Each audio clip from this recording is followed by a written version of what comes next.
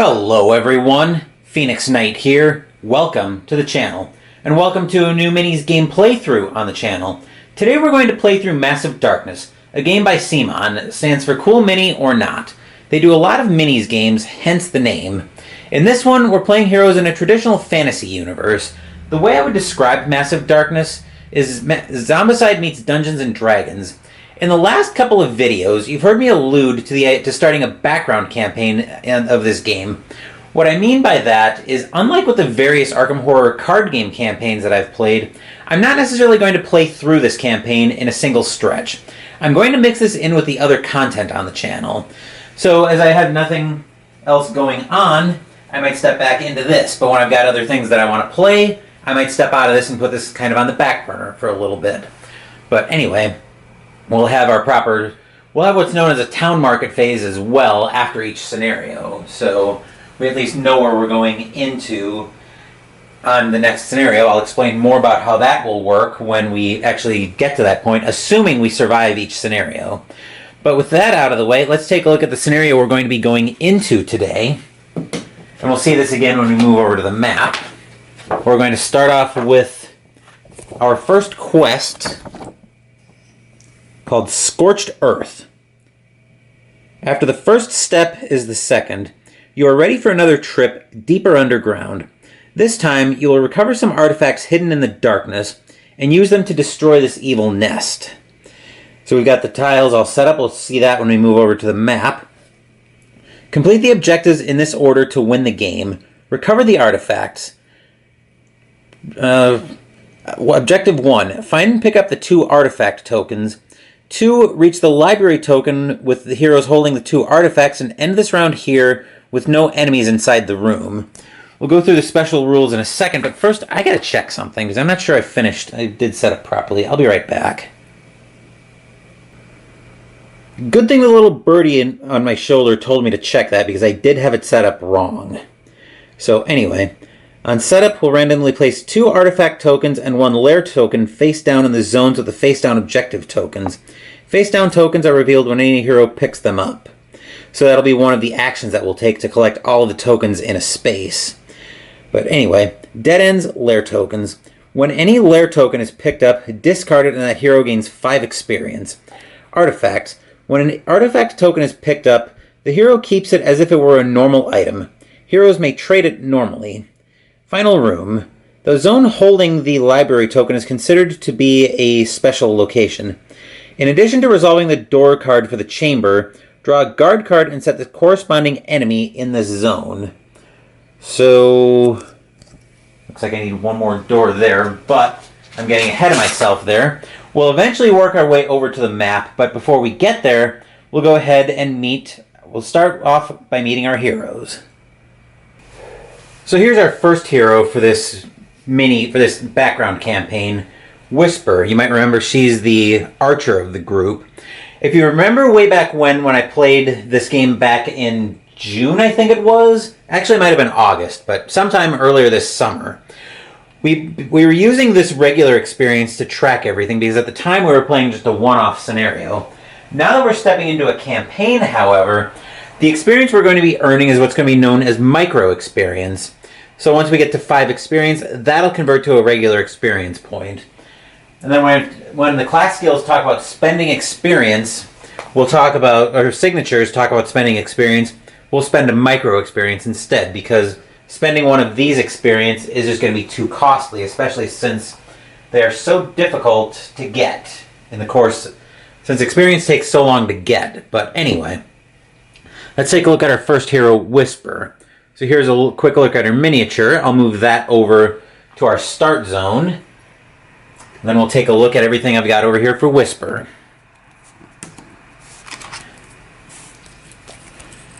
So here's Whisper's ability card. For her Shadow Mode skill, when she's attacking, defenders get -1 shield. Special skill, Swift. +1 movement point per movement action. So as you remember, we have those movement points that we get to spend. What is it? We spend 2 movement points, so she actually gets 3 movement points to Okay, so I'm not sure how that's going to be handled with the extra movement point, but anyway. So as we look at Whisper's suggested class, we are going to take the suggested classes here. She's going to be a Blood Moon Night Runner. So for her signature, spend 1 experience, which will be a micro experience, to make a free movement action. Then Master of Shadows as her class skill. The hero is considered to be in Shadow Mode for their first attack each activation. So as you recall, her Shadow Mode skill, Defender is -1 shield on their defensive roll. So let's take a look at her starting equipment. Every hero is going to start off with leather armor, which takes up the body slot. We'll take a quick look at the dashboards before we go too far. So we've got items here. We've got a space for a chest slot, and then space for stuff that takes 1 or 2 hands. But anyway, coming back to our leather armor. So when Whisper is being attacked, she'll get to defend... Actually, when any hero with leather armor is attacked, they'll get to defend with 1 blue die. That's how that'll work. Then the short bow that she's got, it's a ranged weapon, so we can attack from... I believe it's up to 1 space away, right?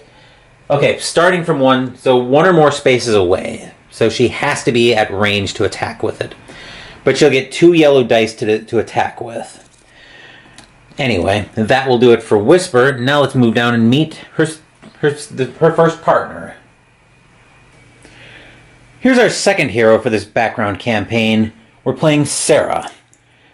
So here's what her miniature is going to look like. She'll be doing everything in blue. Whisper will be in red. So there's her mini. We'll move her over to the starting to the map. Then Sarah's ability. Her Shadow Mode skill is Sarah gets +1 attack per ally in the same zone. So I believe the zone is defined as the tile rather than necessarily the... No, I think it's actually defined as each individual space on the tile. So yeah, okay, that makes sense. Alright, so coming back here. So basically, Sarah gets +1 attack +1 sword per ally in the same space, essentially. Her special skill is Follow Me. Once per action, when Sarah performs a move action, when it selected another hero in the same zone, both move to the same zone. So before we take a look at Sarah's class, recommended class, which is Noble Warrior, and we are taking that, we see that Sarah will start off with a mace. It's a one-handed weapon. On attack, Defender gets -1 shield, and she attacks with a yellow die. So the ability to cancel out a shield will be very handy, as we see multiple ways that we can do that here. But anyway, Sarah's class is going to be Noble Warrior. So there's a signature that she can spend 1 experience on. Target locked. Choose an enemy in line of sight. Heroes attacking this enemy gain attack +1 sword until you use this signature again. Then her free class skill is Command. So Command means that she can have a hero take an immediate action. And if the hero taking that command action uses it to attack, that will not trigger a counterattack, as we'll probably see in this scenario, I would imagine. Anyway, that will do it for Sarah. Now let's meet the last of this trio. Here's the last hero for our team for this background campaign, Bjorn. Now, if you remember to that playthrough back in August, I actually played Whisper and Bjorn in that playthrough. Sarah's a new hero for me, so we'll see how this goes. But anyway, there's Bjorn Mini. He'll be doing everything in purple. So I'll move him over to the map and join the ladies. Anyway, Bjorn's card, we'll take a look here. His Shadow Mode skill, when he attacks and gets a BAM on the roll, he inflicts +1 wound. Then his special skill is Headbutt. Once per activation, roll 1 yellow die and deal wounds equal to the number of swords plus BAMs to 1 enemy in the same zone. So as I talked about briefly in the playthrough of Massive Darkness that I did back in August, if a hero rolls a diamond or a BAM as part of their attack roll, there might be additional effects that come up with that.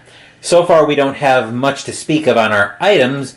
That's the only one I've seen so far on our heroes. But anyway, So we'll take a look at Bjorn's class skill in a minute, but first we'll take a look at his axe, which is a two-handed weapon. And he attacks with... It's a melee weapon, as was the mace. I did forget to mention that. But Bjorn will attack with 1 red die. Then for his class skill, he has Shadow Barbarian. We'll take a closer look at these, at the actual class skills, and we actually have a relevant experience phase. But for his for his signature ability, he has Crush. He can spend 1 experience, or 1 micro experience again, to instantly kill 1 targeted minion. And then his free class skill is Endurance, so he gets +1 health. So our heroes normally start at 5 health, but Bjorn, because of his class skill, because of his free class skill of Endurance, he actually starts with 6 health. Anyway, that will do it for our heroes. We're almost to the map, but we have one more very important stop that we need to make on our way.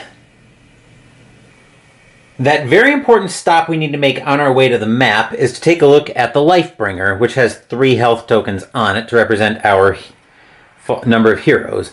So Lifebringer, at the start of the round, if there are any dead heroes, remove 1 token from this card to resurrect and fully heal a dead hero. So the way that's going to work for a campaign is basically if we lose the campaign, campaign's over, full stop. So the main way we lose is if we need to resurrect a hero and we can't. AKA there are no tokens left on Lifebringer. So yeah, we'll need to be very careful of that, but we kind of have to send them into the danger. It's the nature of the beast. Anyway, with that, we're finally ready to take a look at the map for the scenario.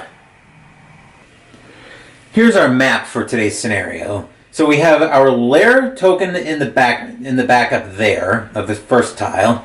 This is where our heroes are starting. You can see their minis down here. But our goal is first we need to get the 3 artifact tokens. We need to get the 2 artifact tokens. They're going to be face down on one of these 3 tiles down, or on one of these 3, yeah, I guess, lair tiles down here. So, but anytime a lair is picked up, that hero gains 5 experience. So, just as kind of a consolation prize for missing. Then we need to get down here to the library tile. Well, it's considered to be a special location, so resolving the door card for the chamber, we'll also need to draw a guard card and set it there. So that'll be one last enemy that we need to get past somehow before we get out of the scenario. So our rough goal, before we see how anything else unfolds, let me adjust that. I do also want to explain before I talk about the rough goal. So you can see here, it might be a little hard to tell with all the minis in here, but that's a level 1 tile, so everything will start off with level 1 in here. Then as we move down here, we'll flip over the level 2 tile to its active side. Then level 3 will be over here, then level 4 down here for the last space of the scenario. So we'll have to open these doors as we go. That'll be an action in the action phase, or in the player's phase, I should say. Speaking of which, I think we're ready to start our first player's phase, so we'll start off with Whisper.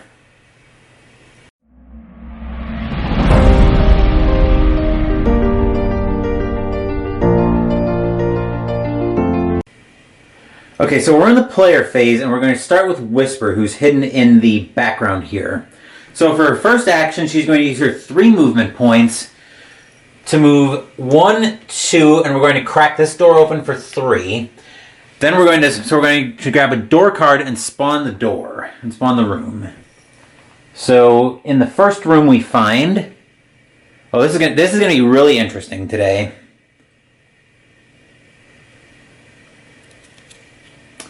All right, so we spawn a guard. So in the first room, we're going to start from. We're going to start from that as actually room 1. So we need a guard card for there. And 3 treasures. Then we need 2 treasures for the second room, and we need another guard card for the third room.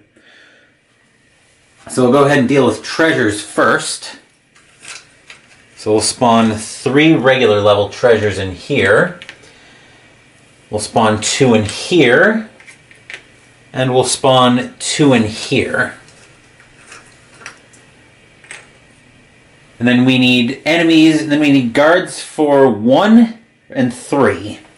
So first guard up we will find. Oh dear. Whoa! Probably not the most stable thing in the world, but... Tainted Walkers. Mob, 1 health. We're going to have 3 because of the number of heroes.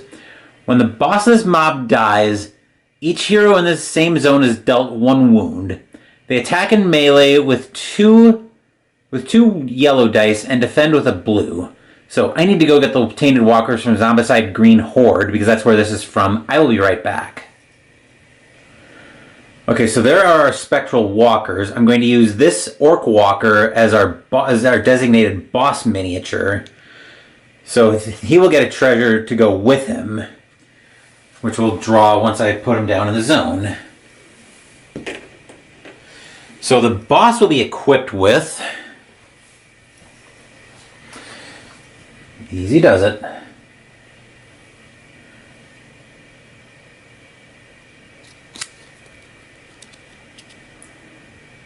You'll get a lucky find, but we'll discard it and draw again, because we need to get an actual item to go with it. We'll discard that to the bottom of the deck. And we will find...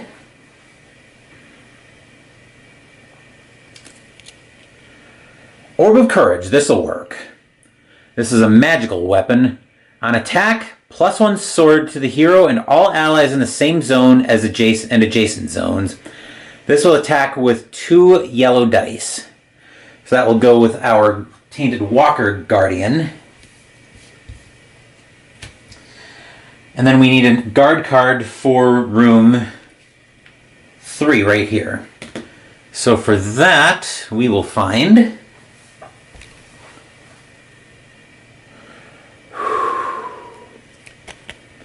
Goblin Warriors, level 1.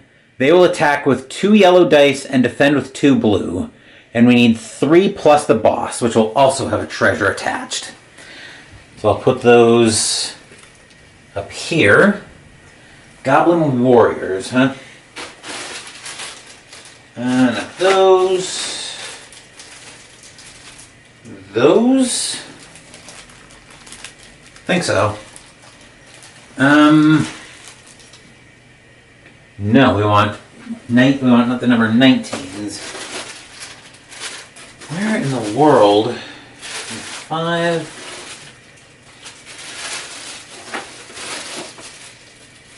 Probably Dwarf Warriors, 17.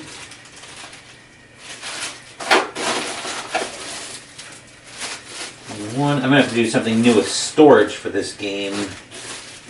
I'm not sure what exactly that's going to be yet. Here we go. Alright, so we need 3 18s. Actually, we need 3 19s and the 18. 1, 2, 3 19s. And did I put the boss minis? I thought I was going to put the boss... I think I put the boss minis all together. So...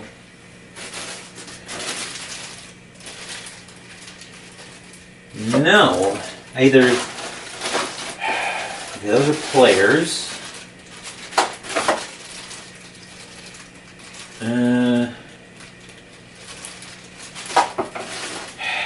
It's been a while since I've played this game, if you can't tell. I don't even remember what I did with the... Oh, here we go. Looks like I did put the boss minis together. So, number 18. Got them. Alright, so there are our Goblin Warriors. Goblin Warrior minions are here. This is our boss. Then the treasure... Whoop. Those go in there. Then the treasure we find with them... Armor of Life. This will take the body slot. Defense on a BAM. The hero may heal 1 and defend with a blue die. So that's what the Goblin Warrior boss will be carrying. For Action 2, we're going to need the Dice Tower in Shot, because for Action 2, Whisper is going to attack... let me make sure that's in Shot. That is in Shot, but it might be a little hard to see. So I'll bring that... Let me zoom this in a little bit, now that we're to the board. I think that'll work. All right, so Whisper for action 2 is going to attack into that mob of tainted walkers, I should say. Now, to determine if a hero is in light or not, you look on the tile and see if there's a light source. In this case, there is not a light source on Whisper's tile, so she won't be attacking in light. But if you remember her class skill, she'd be attacking as if in shadow for the first attack, whether she's in a light source or not. So as we double check the bow, she will attack with 2 yellow dice, and our tainted walkers will defend with a blue. So there are the 2 yellows and a blue going in. And we'll roll this attack. Remember, each of these tainted walkers has 1 health, including the boss.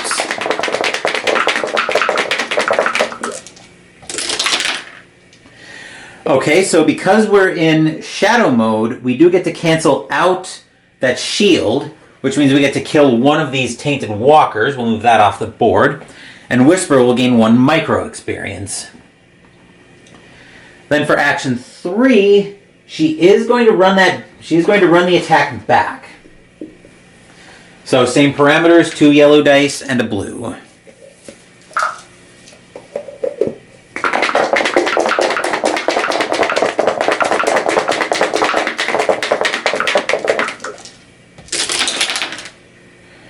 Okay, so once again we recall that we're in shadow mode, so we get to cancel out a shield. We see that Whisper rolled, it might be, can we see it in there? The glare might be making it a little hard to see, but Whisper rolled 2 swords and a bam, whereas they rolled 2 shields and a bam. But again, as you recall, we cancel out one of those shields, so we do get to take out another minion, which means Whisper gains another micro experience. Unfortunately, that is it for Whisper, and since she did attack, the enemies will get to counterattack. So they will try to attack,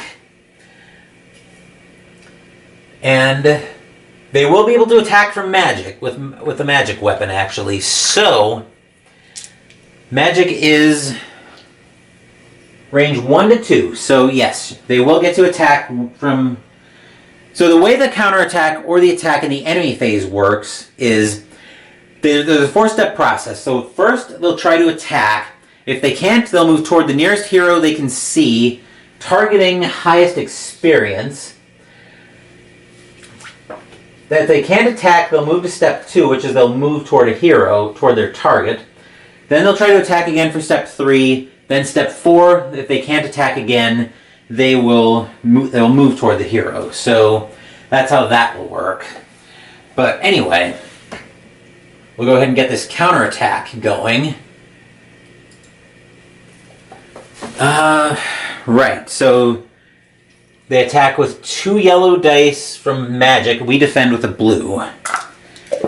So yeah, we'll go ahead and roll this attack out.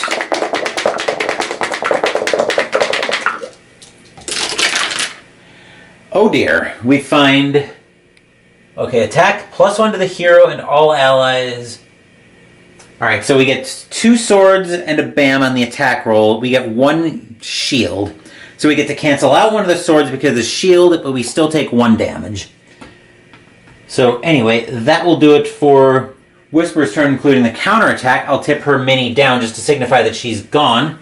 And next up, we'll move into Sarah's turn.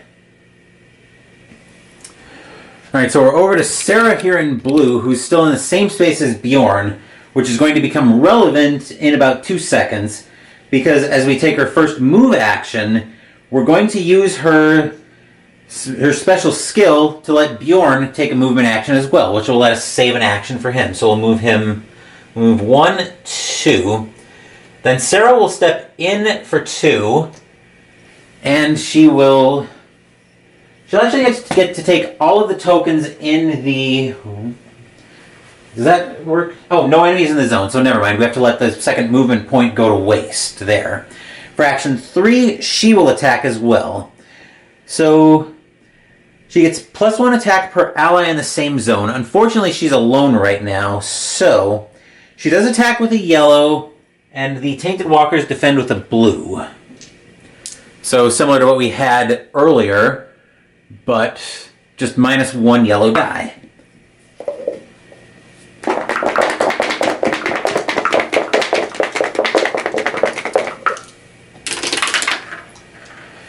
Okay, so we have 1 sword and no shields. So the minion's dead, and now Sarah gets 1 micro experience.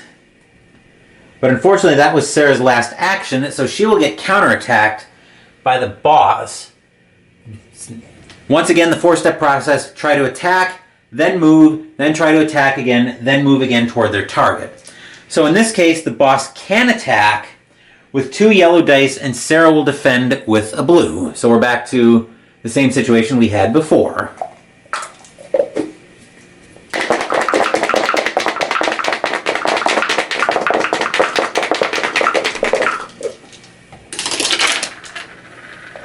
And Sarah's is a lot better because she actually gets to cancel out the sword that was rolled with her shield. So that will do it for Sarah. Now we'll go into Bjorn, who is actually right there in the same space. So action 1 for Bjorn, he is going to pick up the 3 treasures, which means we'll get 3 level 1 treasures out of that. Then we'll also get to rearrange our inventory for free from this. So Bjorn will draw for 3 treasures for his first treasure up. Come on.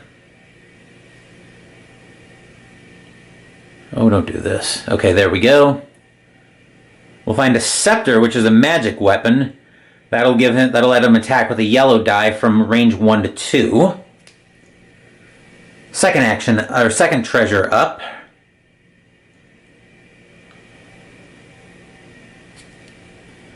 The Lesser Healing Potion. Discard this card during the hero's activation. Heal up to 2 to the hero or 1 ally in the same zone. That could come in handy. And a composite bow. So on an attack BAM, you can roll 1 defense die 1 additional time. That'll be 2 yellow dice. We need to get that over to Whisper as fast as we can.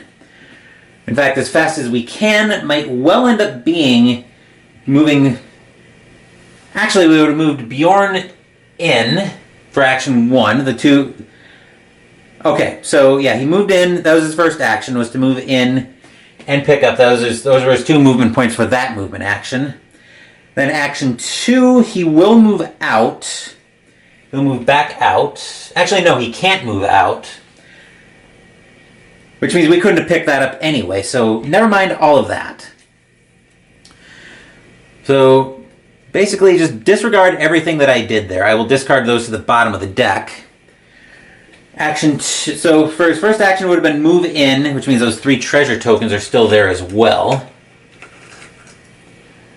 Silly me. Then action 2, he will try to kill, actually, special skill Headbutt. Once per activation, roll 1 yellow die and deal wounds equal to the number of swords plus BAMs to 1 enemy in the same target zone, and we can use this on the boss, because it doesn't give any limitations. The only limitation is on his crush, where we can instantly kill a targeted minion. That's 1 sword, so we do get to kill that, but unfortunately, we do have both Sarah and Bjorn take a wound from that. So Bjorn will go down to 5, and Sarah will go down to 4. Now action 2 will run back to picking up everything. But I'm going to take 3 different treasures because I couldn't have picked up those last treasures before. So for treasure 1, we will find a javelin, a ranged weapon that he can also use to resolve melee actions at range 0.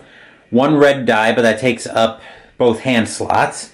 We will have a free reorganize coming out of this as well, so we'll have to think about that. So treasure 2 that he finds is a javelin of sure strike. Attack, he may reroll blank results 1 additional time. That's 2 yellow dice. That could move over to Whisper potentially. And then for treasure 3 we find plate armor. Defense +1 shield, and it defends with a blue die. So on a reorganize, he will definitely equip the plate armor over top of the leather armor that he had. And I will give him the javelin, since we can also use that to resolve melee actions at range 0. So anyway, that will do it for Bjorn. That will do it for our player's phase. The only attacking enemy he had was the Tainted Walkers, but those are dead now, so he doesn't get counterattacked. But instead, we'll move into a new enemy's phase, and we'll have a full attack from that.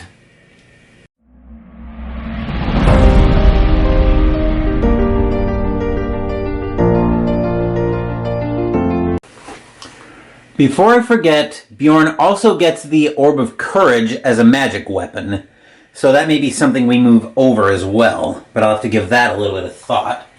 So anyway, now we're into our enemy phase. So in the enemy phase, I'm going to use a different way to note that a hero is defeated. So actually what we'll do is we'll stand them up before we move into the enemy phase. I think that's what we'll do. So for step 1 of the enemy phase, these Goblin Warriors try to attack, but they can't. So step 2, they move. Step 3, they try to attack again, they can't. Step 4, they move in and make friends with Sarah and Bjorn. So that will do it for the enemy phase. Now in the experience phase is where we'd spend experience to get new skills, but because we're on the first turn of the campaign, or of the scenario, and the campaign realistically, there's no experience to spend in the experience phase, so we blow right through it. So now we go into our event phase. So we find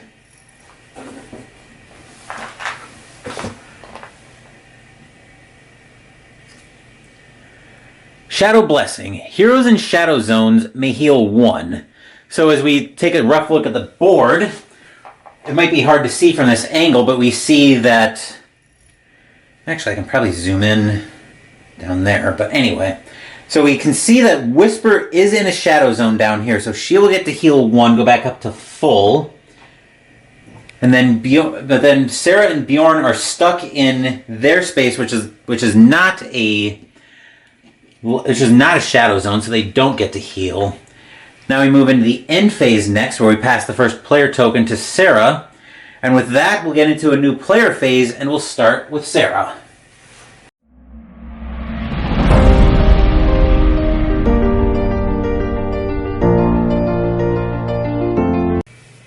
I have a feeling this scenario is going to start going kerflooey in a hurry here, because we're stuck in this mess, but I think the boss gets to defend with that, so... But yeah, we're stuck in here with a bunch of Goblin Warriors, so we can't leave the space. So action 1 for Sarah, she'll have to attack, but she'll get 1 yellow dice, and they'll defend with 2 blue. But she does get on attack +1 sword per ally in the same zone, so she does get 1 free sword from Bjorn being there. So hopefully we can use that to help mitigate the armor.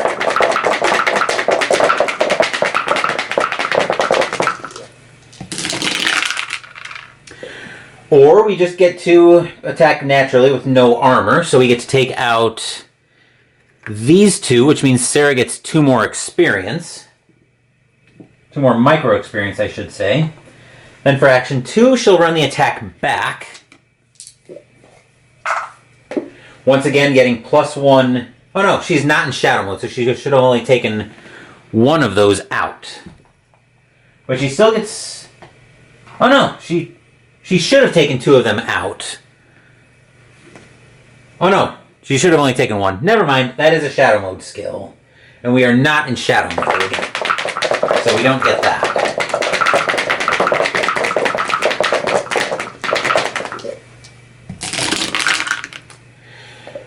Right, on attack we do get to cancel out a shield, but unfortunately we rolled 2 shields, so that doesn't work. Then action 3, we'll run the attack back.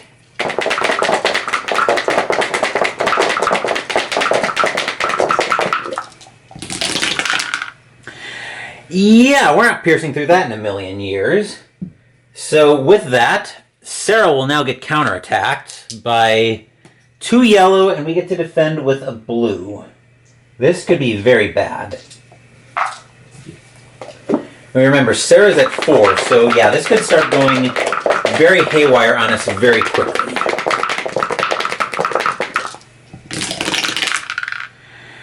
Two and 1, so we only take 1 wound. That could have been a lot worse. But anyway, that will do it for Sarah, so I'll tip her mini down. Bjorn will start off with his once per activation to roll a yellow die and deal wounds equal to the number of swords plus BAM, so let's see how this goes.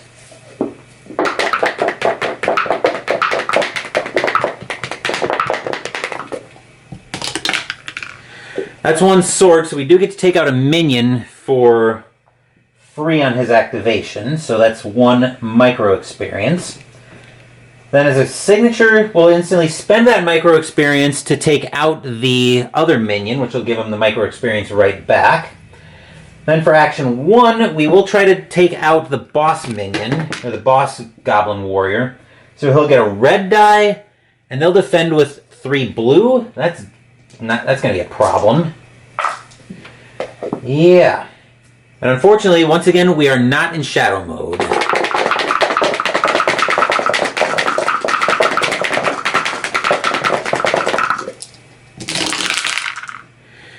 Yeah, so we cancel that out.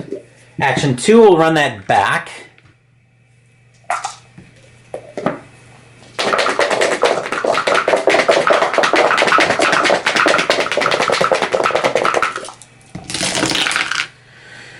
Let's see, the BAM doesn't offer... Okay, yeah. So the BAM doesn't offer anything on the Javelin. And once again, we're still in light, so nothing there. Then we'll run the attack back, because we got nothing else to do right now. Other than try to take this thing out through a wall. Except we actually managed to get through the wall. So let me double check something.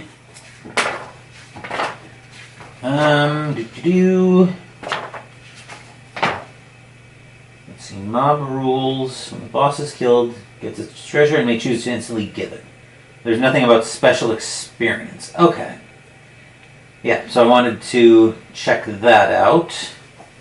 Okay, so yeah. So the boss goblin warrior is defeated, which means Bjorn gets the Armor of Life, and he will...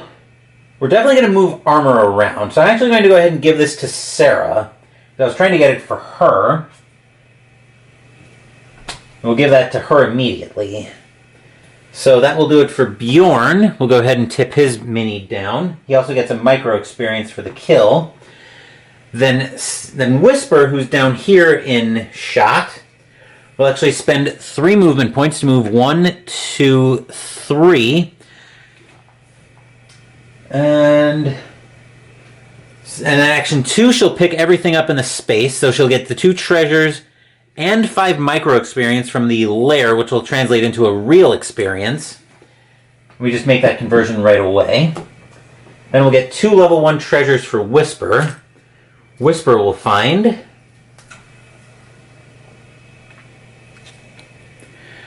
Vandace, which is a companion, which is a familiar I don't think I've ever played with. So on a magic attack, they attack with magic, 1 yellow die, defend with 2 blue, movement points 4, health 1, carrier and slippery. Carrier meaning, I'm actually not sure what carrier means, I'll have to check that, but slippery means they can actually leave an enemy's zone where we normally couldn't. Handler in the same zone gains attack or defense plus 1 BAM, so if there's a BAM on an item, you get that effect. And we find Gnomish Gold Sack. This card counts as 2 equipment cards when used as part of a transmute action. After drawing this card, the hero immediately gains 3 experience points, which will actually translate into Whisper's second experience.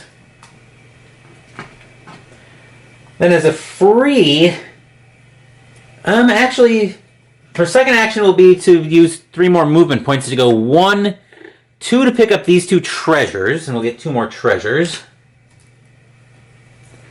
First up, Whisper will find plate armor, which we have Bjorn with also. I'll be putting that on her in a second, but first,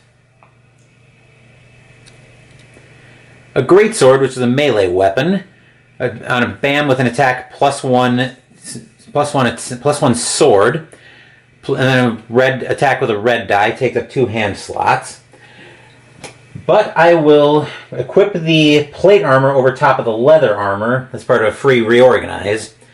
Then as for her third movement point, I'll move her in here, in with Whisper, in with Bjorn and Sarah.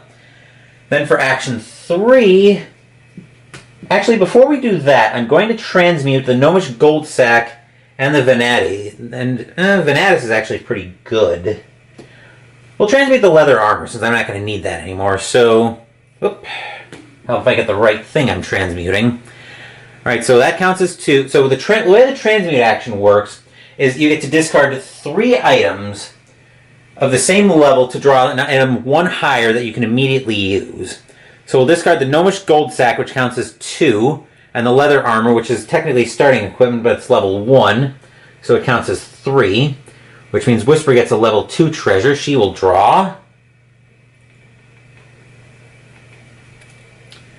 Plate armor level 2, which will equip over the top of our existing plate armor. Defense, once again, she's +1 shield, and then she defends with 2 blue dice. So we'll equip that right over the top. Anyway, that will do it for Whisper. That'll do it for all of our heroes, so we'll stand everybody up. We'll blow right through the enemy phase because there are no enemies in play. Experience phase, still not relevant because we don't have experience to buy skills with. Then the event phase, so we draw.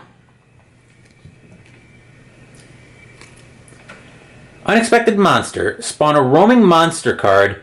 Place the enemy in a zone with the token of the current level +1. Current level if level +1 is not present. So we'll spawn a lesser roaming monster because we're in a level 1 zone. We'll place it down here in +1 somewhere. Alright, so as a lesser roaming monster we spawn Lord Tusk. Ooh. Alright, 4 health. May perform melee actions at range 0 to 1. At the end of his activation, he performs an additional attack against a different hero in range players choose. Defends with 2 yellow attacks with 2 yellow and a red die. And defends with 3 blue. Ick. So we need to go get Lord Tusk. I'll do that off camera real quick once I find... Wait, I think I need to be in this enemy box.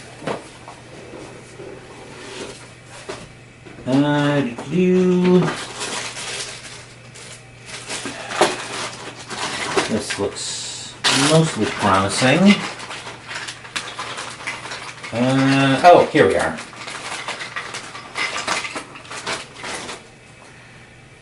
So Lord Tusk is coming in for a visit.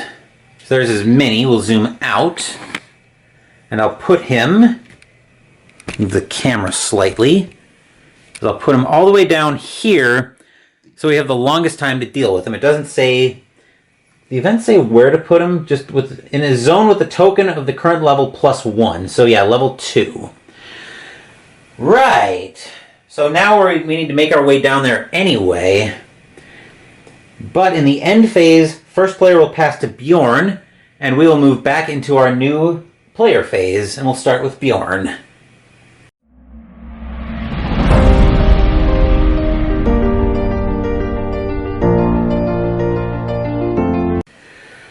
Before we start Bjorn's turn with the mini on the purple base, we're actually going to do a transmute. So we're going to transmute the Orb of Courage, the axe, and the leather armor. So 3 level 1s to draw level 2 treasure, since we're going to be moving in to level 2. So for level 2, we will draw...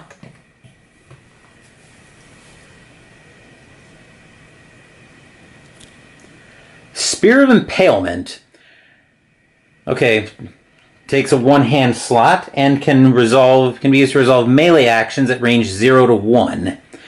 So we attack with a red die, and we'll put that over top of the javelin. Then I think we'll actually transmute again, because we have 3 level 1 pieces once again. Then we've got enough level 1 that we can use here. And we'll draw another level 2 treasure. So we will draw Chainmail Armor. On a defense BAM, we get +1 shield. And we get 2...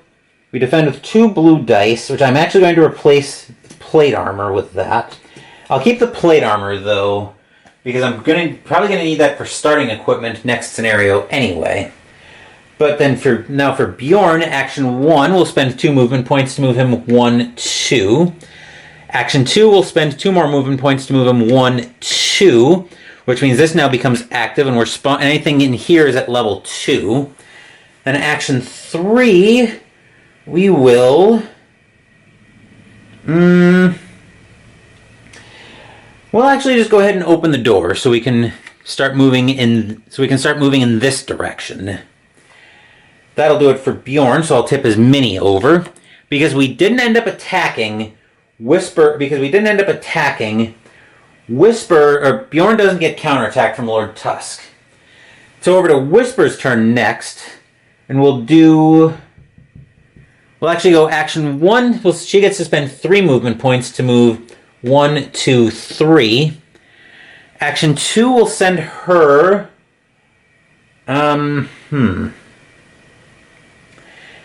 Actually, we'll have her use her familiar with her second action, which I don't think I have the mini for, but let's see what I can find here. Wouldn't be in there. I'll have to figure out what I did with the familiar minis, or if I even have familiars. Actually, maybe I just use the card as the familiar. I think that's probably the best play. Let's see. So we have a familiar. So action 2, that can move. That's got 4 movement points, so we can send that a ways away. So what do we want to do with that now that I'm looking at it? Do we want to have that scout ahead a little bit? We could. I almost would rather attack... Piercing into a... Having that attack could be a bad plan. So... I think we'll just move... What does carrier... I gotta figure out what carrier actually does. Let me see if there's something in the terms for it. In the glossary. Not here.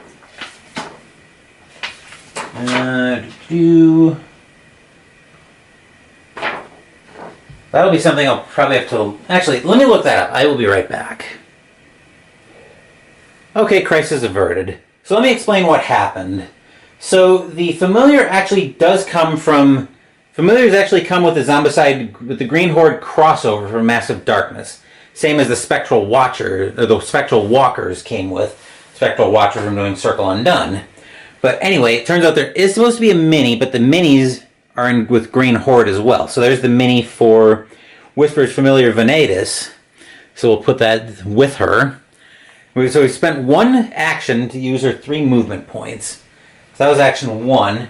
Action 2, I don't think we have a lot to do right now. So Lord Tusk is going to be a big problem.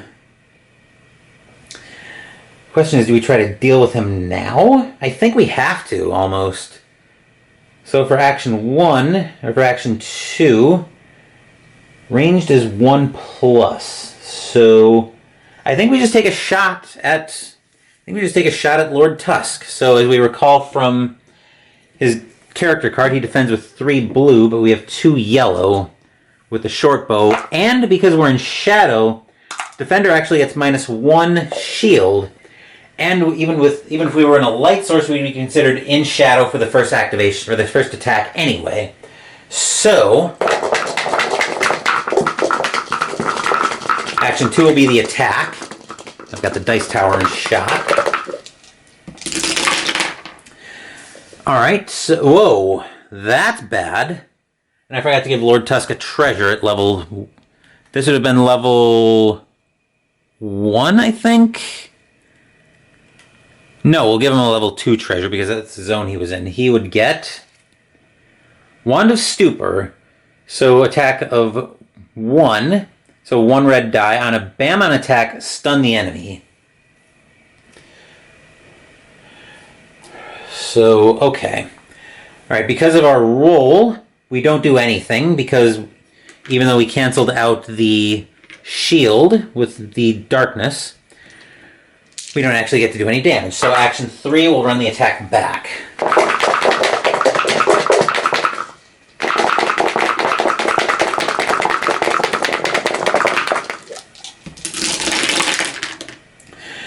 Okay, so we get 2 swords, which means Tusk does take 2 damage. So we'll get the 2 wounds out, and we'll put those on Tusk's character card. That will do it for Whisper, along with Venatus, who never went. So Whisper will get counterattacked here if Bjorn can get close enough. So step 1, he'll try to attack, but he can't. Step 2, he'll move. Step 3, he'll try to attack, but he can't. Then step 4, he'll move again. Let's see, may perform melee activation at the range 0 to 1. Performs an additional attack against a different hero in range. I don't think he actually does an attack because he actually didn't get to attack. So that's how I'm going to rule it there. But anyway, that will do it for Whisper. So now we're down to Sarah's turn. Action 1, she'll move down for 2. She'll spend 2 movement points to move 1, 2. Then action 2, she'll spend 2 more movement points to move 1, 2. Which means this tile is now irrelevant for the scenario. Then action 3, she'll take a shot at Tusk. So we get 1 yellow and 3 blue dice. This could be bad. And she is in light, so we don't get her shadow mode skill.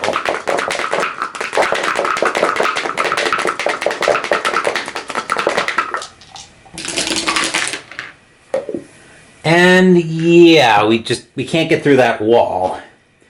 So anyway, that will do it for Sarah. Before we move into the enemy phase, Tusk does counterattack her though. So Tusk will attack with 2 yellow and a red die. This could have been a bad idea. Then defend with a blue.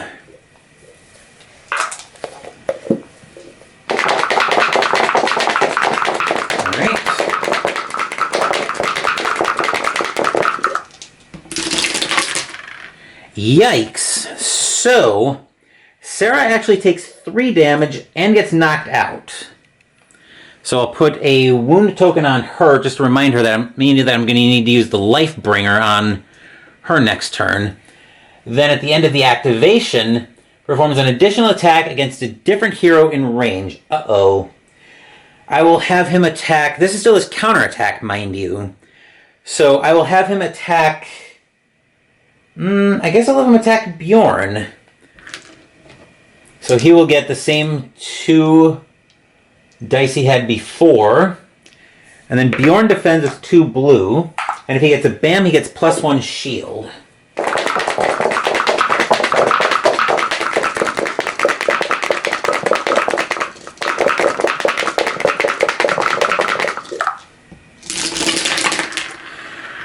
Okay, so that's 3 swords plus a bam. Did the bam do anything on his attack? No.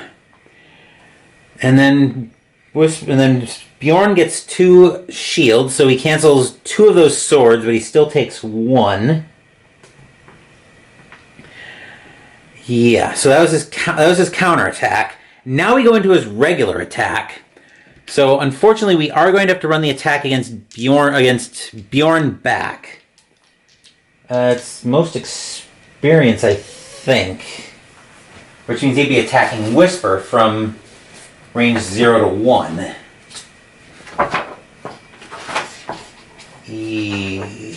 What am I looking for here? Oh, targeting. I'm pretty sure he goes after attack a hero. hero within range of any of the combat types available. Use it to attack that enemy.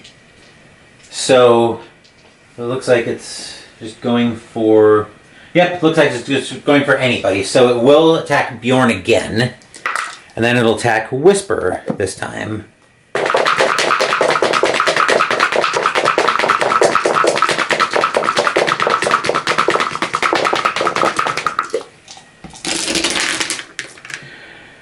Okay, so Bjorn takes another 1 point of damage because we don't have any BAMs or diamonds in there. But he will get to attack Whisper as well. So we take out... Actually, no, we run it like that. Then Whisper actually has a free shield out of this. So no whammy, no whammy, no whammy. Because he can resolve melee at 0 to 1. So...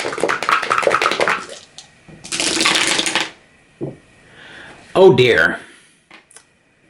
Let's see. So, Whisper has +1 shield because of the defense from that.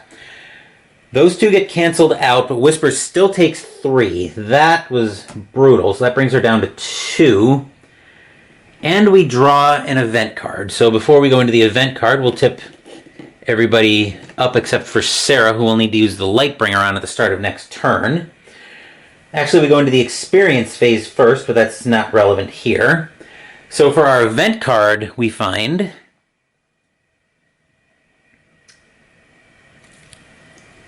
Rear Monster Patrol. If there are already roaming monsters in play, oh joy, activate one. And Tusk is a roaming monster who's already in play, so we get to activate him again. Which means we get to have him hit Bjorn again. How fun. And then he'll get to attack Whisper again. Oh joy. Alright, so... yeah. I think this scenario is just getting ready to go very sideways in a hurry. So, we will attack with our 2 yellow and red die. We're attacking from melee. This is against Bjorn.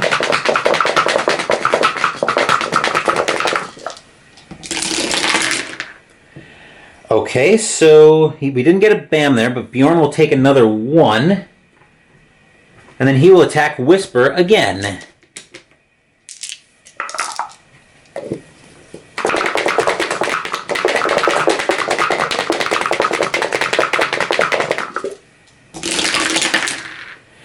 And he will definitely rock Whisper's world. Not in a good way either. So Whisper is also defeated. Her familiar isn't defeated, though. That was rather unfortunate, but yeah, this is a very bad situation to be in. So anyway, first player token at the end phase will pass to Whisper. Before we start the turn, we stand Whisper and Sarah up, but we also take 2 charges off of the Lightbringer, or the Lifebringer. So basically our situation is pretty simple here before we go into our next player phase. We need to kill Tusk right here, or the scenario is just spot over. So with that, let's jump right into our next player phase, and we'll start off with Whisper as our first player.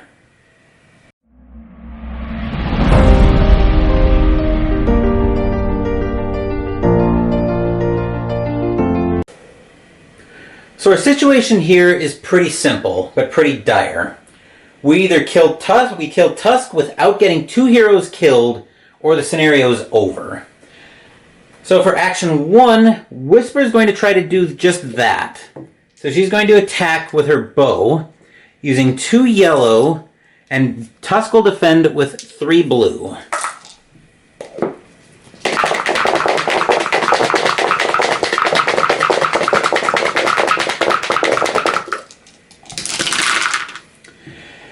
She is in shadow mode, so Defender is -1 shield here, which means Tusk will take 1. He has 1 more health, and then we get to take him, and then he's taken out. Action 2 will run the attack back.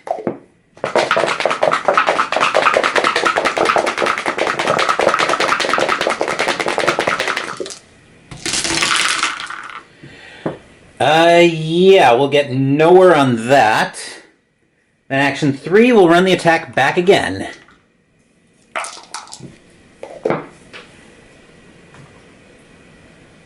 And Whisper should be at full health as well. I forgot to adjust those off camera.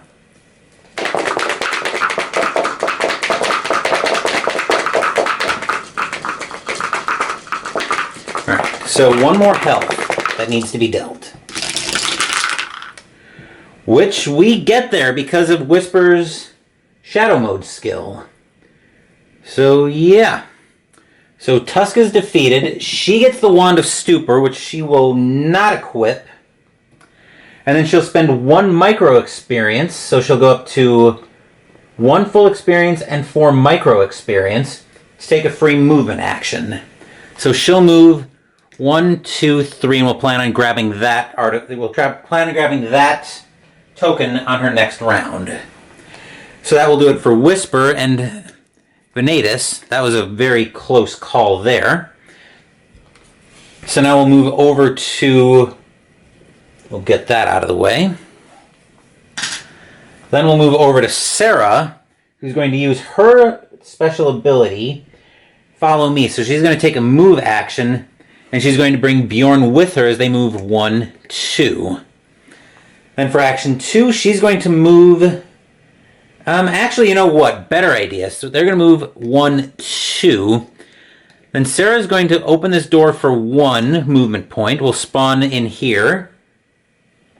Everything's level 2. I want to get some more firepower before I move into level 3 here. So we'll find... Spawn a guard card and 2 regular treasures. So we'll get a level 2 guard. We will find... Here we go. Our Orc Enforcers. Yikes! These have 3 health. This is a level 2 mob? Yikes. That can't be right. I'm assuming that's per minion that the health is.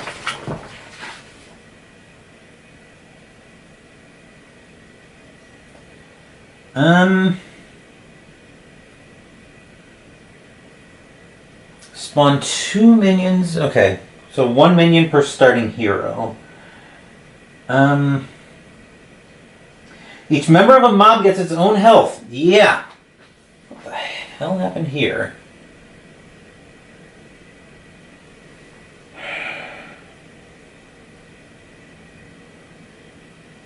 Oh joy, I'm gonna have to deal with that myself. But anyway. Okay, so Orc Enforcers, we need 3 of those. So 15 and 17.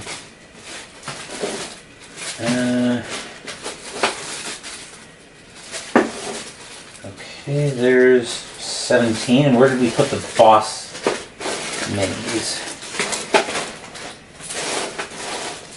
We established the bosses. Bosses were in here? No, that doesn't make sense.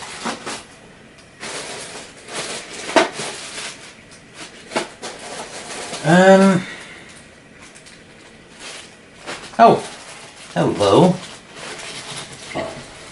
Okay, so there's the Orc Enforcer boss. And we need 3 of these.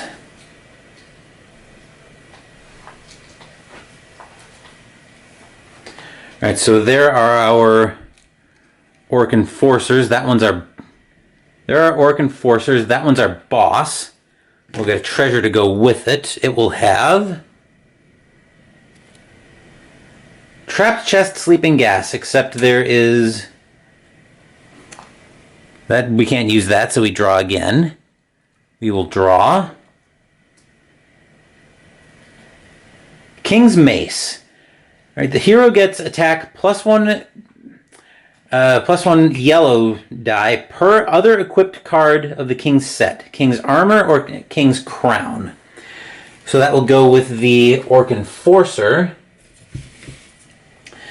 Then we need a treasure. Then what did we need? What did I do with that door card?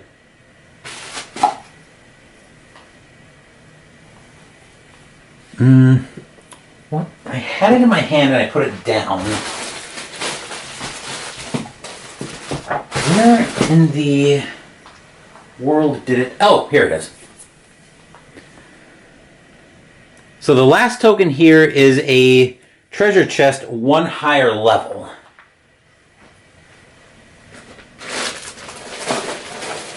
So... Oh, here we go.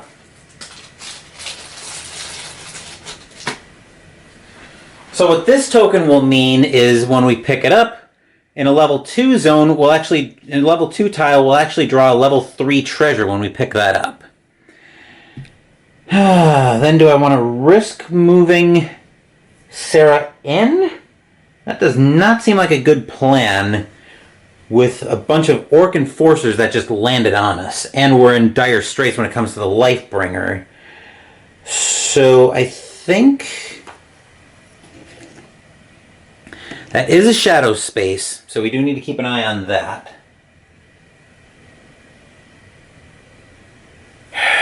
So action 3... Actually, we still have 1 movement point left. I think we will actually have to risk it here. I don't think we have a choice. And action 3 will attack. So we get 1 yellow, and they defend with a blue.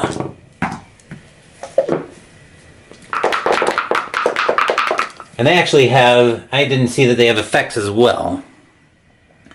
So when they attack, get a BAM. They get +1 sword. When they attack, get a diamond. They fully heal 1 orc enforcer. So yeah, we need to run through these guys pretty quick, or else this might be the end of our scenario. Let me turn that just a little bit. That should work. All right, so this is an attack roll for Sarah against the enforcers. All right, so 1 and 1, which means nothing happens there. So that was action 3, which means Sarah gets counterattacked. She defends with a blue, and they attack with a red and a blue, or a yellow.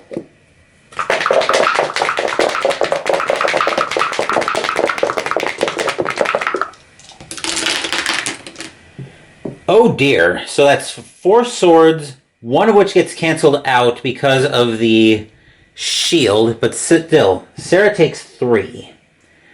So yeah. We're gonna be in very bad shape here, unfortunately. So that will do it for Sarah. Bjorn is going to resolve melee how do I want to do this? I think he's going to have to move in. Then we'll use his free attack. So we'll use his special skill, so he'll get to deal 1, he'll get to roll a yellow die and deal wounds equal to swords plus BAMs to 1 enemy in the same zone. Which is El Gusego. You can see it up there in the shot. We'll spend a micro experience to just take out 1 minion for free, which will essentially leave him with 1 micro experience. Then for action 1, he will attack. He'll attack with a red, they'll defend with a blue. And we are in shadow mode, so BAMs are relevant here.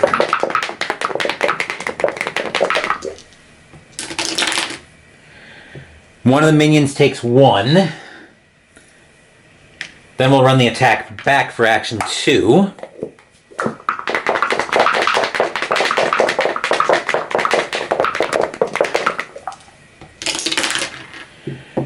Deal another 1. And then we'll run that back for action 3. Unfortunately, Bjorn is getting counterattacked as well. And I think we just have a very high probability of just ending the scenario / campaign right here.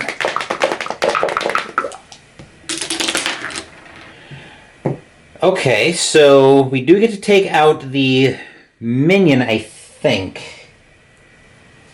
Okay, right. We had a BAM on defense, so never mind. Okay, we do get to take the minion out.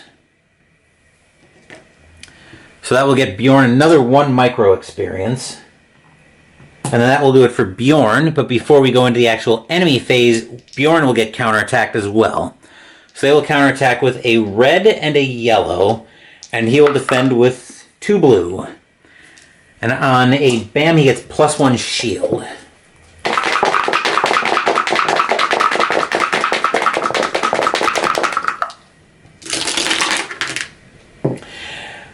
Yeah, so about that. He will take, we have 4 swords. The diamond would let us fully heal 1 orc enforcer, but none are damaged at all.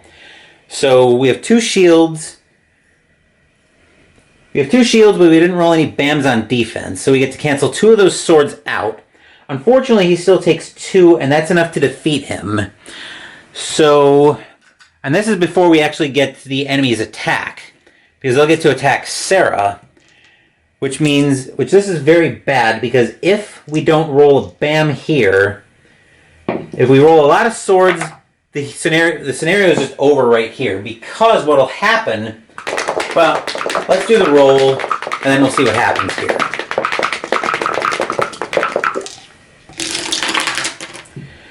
Two swords, which is enough to defeat Sarah, unfortunately, because we didn't get a BAM.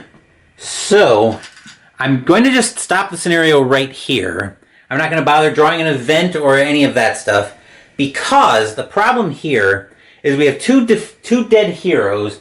We would need to use the Lifebringer twice to bring them both back. Unfortunately, we would need to be able to remove two tokens from the Lifebringer to be able to resurrect both heroes, but we have only 1 left. So because of that, the scenario is actually over and we have lost, which will essentially put a stop to the background campaign where I'll have to start it again from scenario 1. But with that, let's move back up top to wrap this video up.